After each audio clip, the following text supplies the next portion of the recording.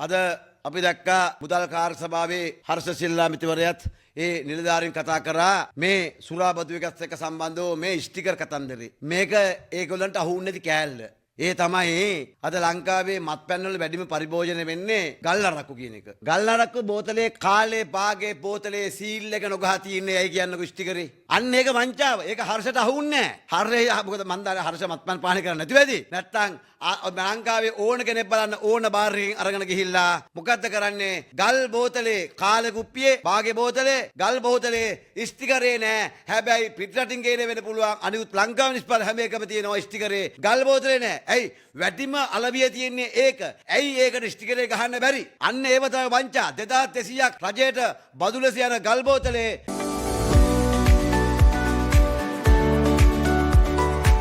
ප්‍රමුඛයා සමගින් ස්ථාවර වෙන්න සිංගල් ෆයිනෑන්ස් FD කොහොමද ගණනය කරන්නේ ස්ටිකරේ නොගහ ගල් බෝතලේ? ඇයි ඒක මේ ගැන කතා කරන්නේ නැත්තේ? ඒ නිසා අපි සුරාබදු නිලධාරි මහතුරු හම්බෙන්න එනවා. ඔයගොල්ලෝ කියන්න ඕන ගල් බෝතලේ ස්ටිකරේ ගහන්න බැරි. එක්ක ස්ටිකරේ ගල් බෝතලේ කහ පාටින්ද මූඩිය වදින්න නැත. වැඩිම පරිභෝජනයක් තියෙන නිසා අපිට ඉල්ලුමට සැපීම දී ගන්න දෙන්නේ නැහැ. ඒ නිසා ස්ටිකරේ ගහන්න බෑ. ස්ටිකරේ ගහන්න බැරි නම් ඒවට ක්‍රමවේද හදපල්ලා. බලලා දැනම සුරාබදුගේ ගල් බෝතලේ ස්ටිකරේ ගහන්න නොදී බරපතල අගතියටපත් කරන මේ රටේ ආදායමෙන් දේශීය ආදායමයකට සහ මේ රටට තියෙන එන්න තියෙන මහා භාණ්ඩ මුදල් ටික. ඒ නිසා සුරාබදුවෙන් අපි අහනවා ගල් බෝතලේ ස්ටිකරේ අපිට නොපෙනෙන ගහලා තිනවද ඕගොල්ලන්ට පේන ගහලා තිනවද අපිට කියන්න. දන්න කෙනා දන්නවා පාරිභෝගිකයෝ අද මේ මොහොතේ ගන්න ගල් බෝතලේ ස්ටිකරේ නැත්තේ ඇයි? අන්න වංචාව.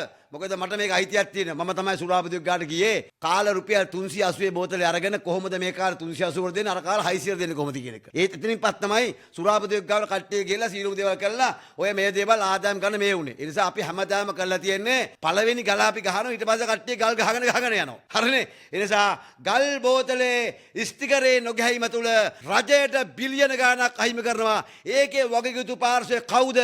අන්නේ අප්පාමිලට විරුද්ධව තමයි. The best payment option for e-commerce. Just Pay Web by Lanka Pay. Attractive interest rates for fixed deposits from HNB Finance. මේ රටේ අල්ල දූෂණ කොමිෂන් හරහා නඩු දාන්න ඕන. සාමාන්‍ය අනිත් ඒවා තියෙනවා අනිත් බෝතල් තියෙනවා මම නම් කියන්න යන්නේ නැහැ. ඒ බෝතල් හැම එකම ඔය සුදු පාට ලානිල් පාට වගේ තියෙන ස්ටිකරේ ගහලා තියෙනවා. මොකද ගල් බෝතලේ ගහන්නේ නැත්තේ? කහ පාට මූඩියේ ඇලවෙන්නේ නැතුවද?